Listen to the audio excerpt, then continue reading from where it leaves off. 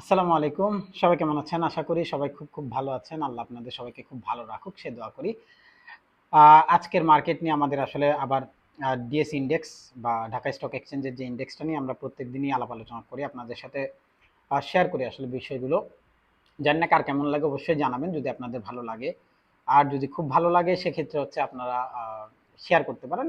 এটা আপনাদের নিজ দায়িত্বে। এটা আমার কোনো আসলে বলার জন্যই বলা যে যদি সুযোগ থাকে আসলে শেয়ারটা করবেন। আচ্ছা, এখন ফ্যাক্টর হচ্ছে আজকে মার্কেটে আমাদের যে টাকাটা এসছে সেটা ছিল ১৩৮৭ কোটি টাকা বা ১৩৮৮ কোটি টাকায় ধরি। ২৪১টা কোম্পানি আজকে পজিটিভ ছিল, ৯৪টা কোম্পানি নেগেটিভ এবং ৫০টা কোম্পানি আমাদের আম কি বলে আনচেঞ্জ ছিল। এখন ফ্যাক্ট হচ্ছে আজকে ইসলামী ব্যাংকের শেয়ার উঠিয়ে দিয়েছে, ফ্লোরটা উঠিয়ে দিয়েছে। যার কারণে মার্কেট কিছুটা সকালবেলা আনস্টেবল ছিল। আমি বলছি না এটাকে অনেক বেশি আমরা যে ধরনের চিন্তা ভাবনা করেছিলাম যে একেবারে কি বলে আসলে পরে শেষ হয়ে যাবে এরকম কোনো কিছু হয়নি আলহামদুলিল্লাহ। মার্কেট স্টেবল আছে। এখন মার্কেট স্টেবল হওয়ার কারণে আমরা গতকালকে পর্যন্ত মার্কেটকে আজকেও বলেছিলাম আমি মার্কেট গ্রিন হবে। ওই জিনিসটা আমি এখন পর্যন্ত পেয়েছি বা হচ্ছে। এখন ফ্যাক্ট হচ্ছে এটা কখনোই ভাবার কোনো দরকার নেই যে আমি বলছি দেখে বা আমি এটা নিয়ে আপনাদেরকে অনেক গর্ব করে কিছু বলছি। ব্যাপারটা একেবারেই সেরকম কোনো কিছু না। আমি পার্সোনালি খুব চেষ্টা করি মার্কেট আসলে আমাকে কি জানাচ্ছে সেই জিনিসটা আপনাদের পর্যন্ত নিয়ে আসা। বাকিটা আল্লাহর ইচ্ছা। আল্লাহ আমাদেরকে যেভাবে আ আসলে মার্কেট পুরা আনপ্রেডিক্টেবল একটা জিনিস। এখানে যাই করবেন সবই ফিফটি-ফিফটি। অর্থাৎ আমি যাই বলব আপনাকে এটা ৫০% ই ধারণা করতে হবে। এখন আপনি বলতে পারেন তাহলে ভাই শোনার দরকার কি? আসলে যেটুক 50% ওইটুকুই আপনার অনেক কাজে লেগে যাবে যদি আপনি ঠিকঠাকভাবে শোনেন। এখন ফ্যাক্ট হচ্ছে আজকে আমাদের মার্কেটটা যে হাই করেছিল সেটা ছিল ৫৫৩৬, যেখানে ক্লোজ দিয়েছে সেটা ৫৫১৯। এখন গতকালকে আমরা ১৫ মিনিটের টাইম ফ্রেম নিয়ে যে আলাপ আলোচনাগুলো করেছিলাম, আজকের দিনেও সেম আলোচনাটা আমাদের হচ্ছে। মার্কেট যখন ১০টা বাজে খুললো তখন আমাদের প্রাইস ছিল আপনার ৫,৫০৬ এর আশেপাশে। আমি বলেছিলাম ১০ থেকে ১২ হয়তো পজিটিভ নিয়ে খুলবে মার্কেট। এরপর আস্তে গ্র্যাজুয়ালি বাড়বে, যেটা গতকালকে বলেছিলাম। কিন্তু আমাদের যে পার্টিকুলার একটা যদি থিংকিং করি তাহলে সেটা হচ্ছে আমরা মার্কেটটা ২০ পর্যন্ত বলেছিলাম, যেটা আমাদের পজিটিভ হয়েছে প্রায় ৩৬ এর মতো। যাই হোক, এটা অনেক বড় ব্যাপার না। হয়েছে, খুব ভালো হয়েছে। আমরা একটা মোটামুটি একটা কি বলে ডিসিশনে যেতে পারছি যে মার্কেটটা আসলে বাইয়ের জন্য আবার রেডি হয়ে গিয়েছে। এখন ফ্যাক্টর হচ্ছে কখন মার্কেট বাইয়ের জন্য রেডি হচ্ছে বা মার্কেটের আসলে পরবর্তী স্টেপগুলো কি। সবার আগে আমাদের ৫,৫৬৩ যে লেভেলটা আছে সেটা সে হয়তো আগামীকালকে ভাঙতে পারে। এখন পর্যন্ত আমার যেটা ধারণা, তার কারণ হচ্ছে আমাদের এখানে একটা বিশাল সাপোর্ট আছে, রানিং সাপোর্ট যেটাকে আমরা বলবো। এখানে আমাদের ভাইস ভার্সা লেভেলও আছে সেই সাথে, সেটা হচ্ছে ৫,৫১৩। এখন মার্কেট যদি কালকে প্রথমে বাই হওয়ার পরে ৫,৫১৩তে আসে, যদি আসে, আমি বলছি না আসবে এরকম কোনো কিছু, কারণ মার্কেট যে স্ট্রাকচারটা রেডি করেছে ১৫ মিনিটে সেটা একটা বাই দেন সেল বাই।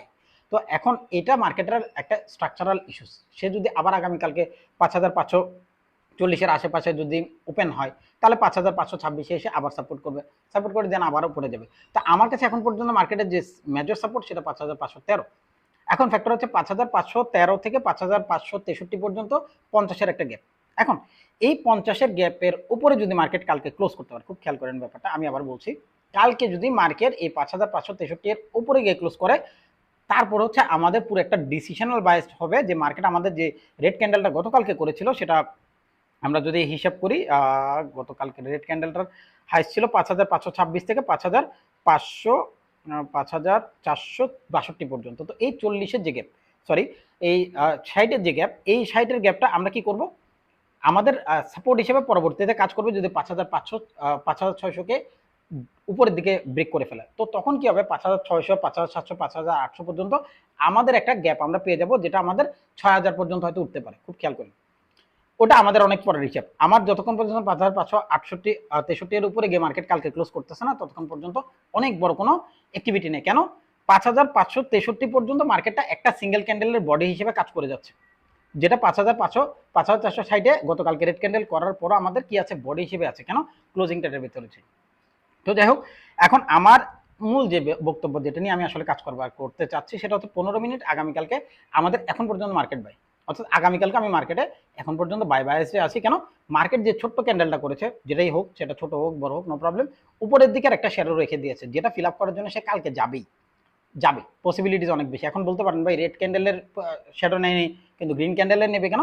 কারণ হচ্ছে গতকালকে যখন মার্কেটটা ১৫ মিনিটে আপনার ক্লোজ করতেছিল তখনই বারবারই সে বাইয়ের জন্যই গ্রিন ক্যান্ডেলগুলো করতেছিল, যেটা রেড এবং গ্রিন দুটোটার সামেশনে মার্কেটটা বাইয়ের জন্য রেডি হচ্ছে। আর মার্কেট যেহেতু বাংলাদেশ মার্কেট, বেশিরভাগ সময় আমাদের দেখা যায় কি গ্রিনে ওপেন হয়।